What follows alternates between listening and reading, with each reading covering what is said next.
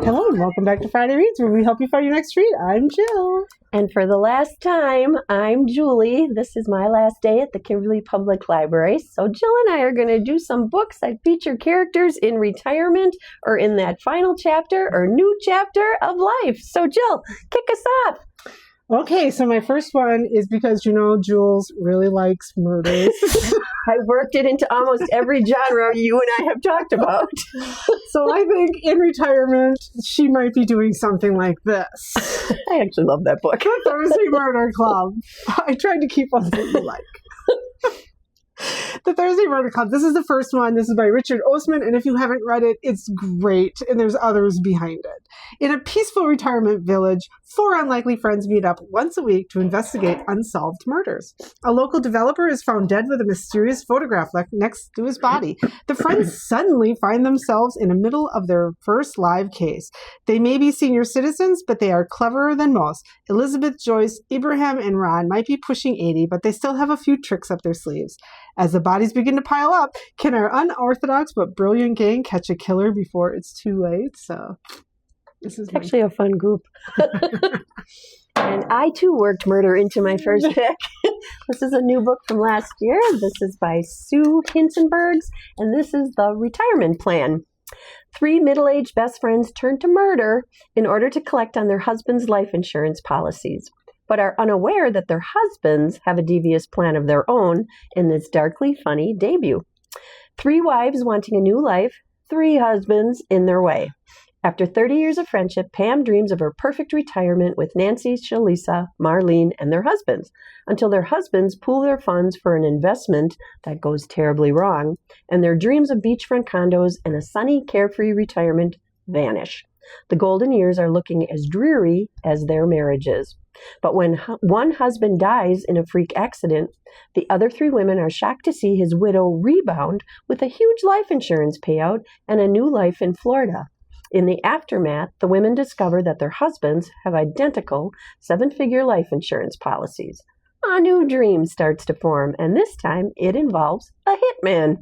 Meanwhile, their husbands have a secret retirement plan of their own, so when things begin to go awry, they fear their own scheme may have backfired, with deadly consequences.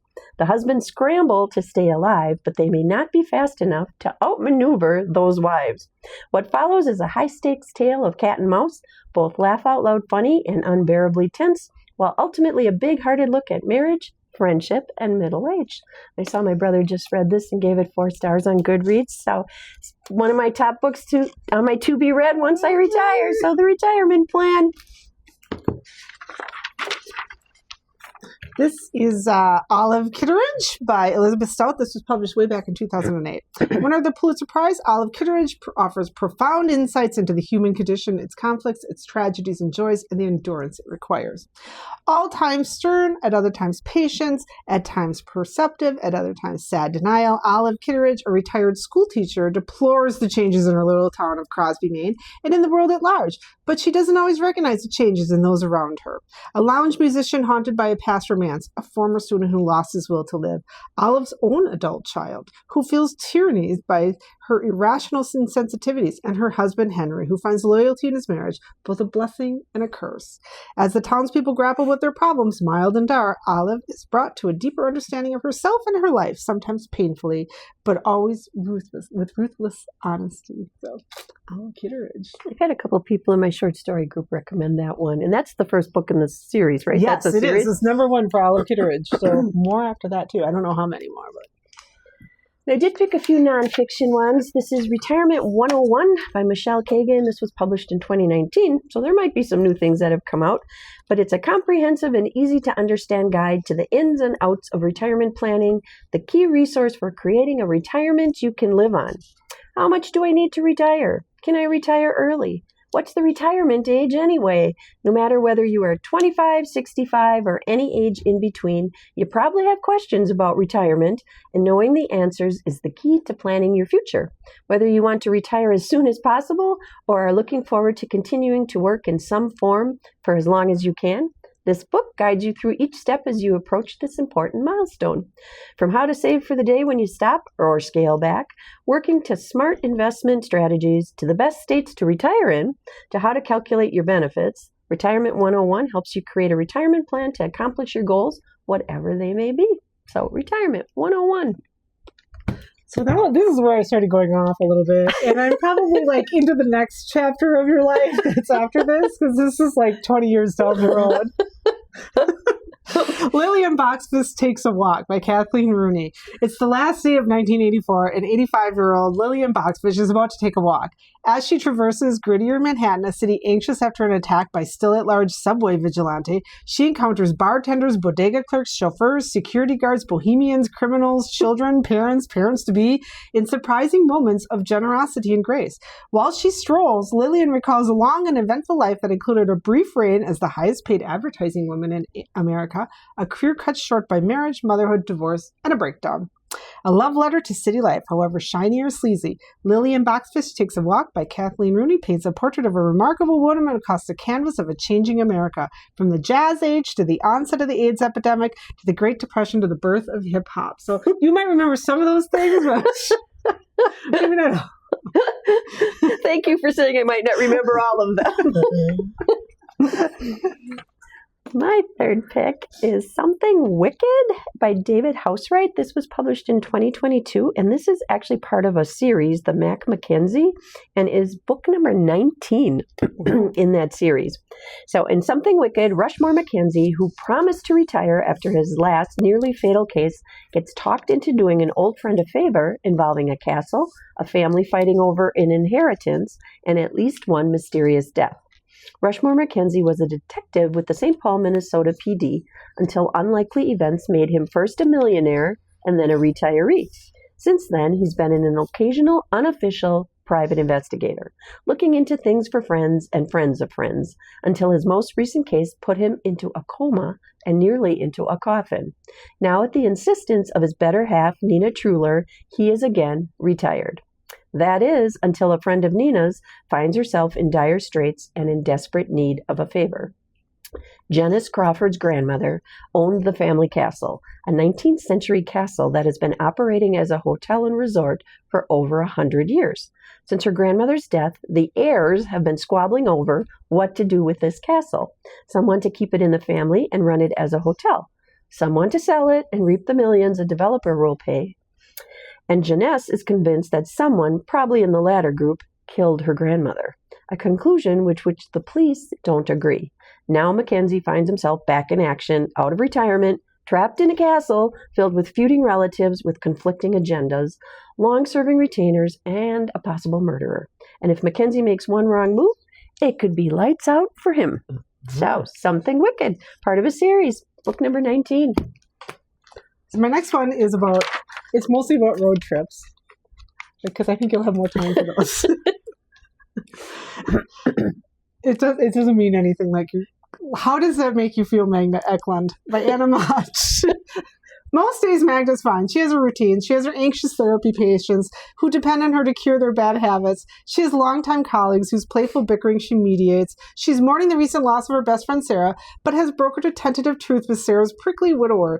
But she helps him sort through the last of Sarah's possessions. She's fine. But in going through Sarah's old journal, Magda discovers her friend's last plans for a road trip they would take together, in celebration of Magda's upcoming 70th birthday. So with Sarah's urn in tow, Magda decides to hit the road. Crossing the country and encountering a cast of memorial characters, including her sister, from whom she's been keeping secrets. Along the way, she stumbles upon a jazz funeral in New Orleans and a hilarious women's retreat meant to unleash one's divine feminine energy. In Texas, she meets a woman who challenges her conceptions of herself and hidden truths about her friendship with Sarah. As the trick shakes up her careful routines, Magda finally faces longing she locked away years ago and confronts questions about her sexuality and identity as a thought she long put to rest. But she soon learns it's never too late to start your next journey. So Road tripping sounds great, I could see you having a lot of fun in New Orleans jazz clubs and stuff. Actually, that's our first vacation. We'll land and we're going to end in New Orleans. So, all right. Also a little older in life than me, but The Unlikely Pilgrimage of Harold Fry by Rachel Joyce. This was published in 2012. When Harold Fry recently retired, he moves to a small English village with his wife Maureen, who seems irritated by almost everything he does, even down to how he butters his toast. Little differentiates one day from the next. Then one morning the mail arrives, and within the stack of the usual minutiae is a letter addressed to Harold in a shaky scrawl from a woman he hasn't seen or heard from in 20 years. Queenie Hennessy is in hospice and is writing to say goodbye. Harold pens a quick reply and, leaving Maureen to her chores, heads to the corner mailbox. But then, as happens in the very best works of fiction, Harold has a chance encounter, one that convinces him that he absolutely must deliver his message to Queenie in person, and thus begins the unlikely pilgrimage. Harold Fry is determined to walk 600 miles from Kingsbridge to the hospice in Berwick-upon-Tweed, because he believes as long as he walks, Queenie Hennessy will live. Still in his yachting shoes and his light coat, Harold embarks on his urgent quest across the countryside.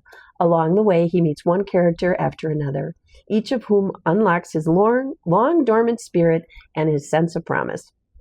Memories of his first dance with Maureen, his wedding day, his joy in fatherhood, all come rushing back to him, allowing him to also reconcile the losses and the regrets. As for Maureen, she finds herself missing Harold for the first time in many years. And then there is the unfinished business with Queenie Hennessy. So read The Unlikely Pilgrimage of Harold Fry and see how this all turns out. No spoilers. That's been on my list for Mine too. so long. Mine too. So this is also the next stage of your life, but I could see you doing this. The 100-Year-Old Man Who Climbed Out the Window and Disappeared. This is also the first in a series. There's more to The 100-Year-Old Man, I guess. By Jonas Jonasson. After a long and eventful life, Alan Carlson ends up in a nursing home, believing it to be his last stop. The only problem is he's still in good health. A big celebration is in the works for his 100th birthday, but Alan really isn't interested, and he'd like a bit more control over his alcohol consumptions, so he decides to escape. He climbs out the window in his slippers and embarks on a hilarious and entirely unexpected journey. It would be an adventure of a lifetime for anyone else, but Alan has a larger-than-life backstory. He has not only witnessed some of the most important events in the 20th century, but actually played a key role in them. Quirky and utterly unique, The 100-Year-Old Man Who Climbed Out the Window and Disappeared has charmed readers everywhere. I read that. I like that one. So I began with murder, and I'm ending with murder. This is also a new book from last year. This is Murder Runs in the Family by Tamara Berry.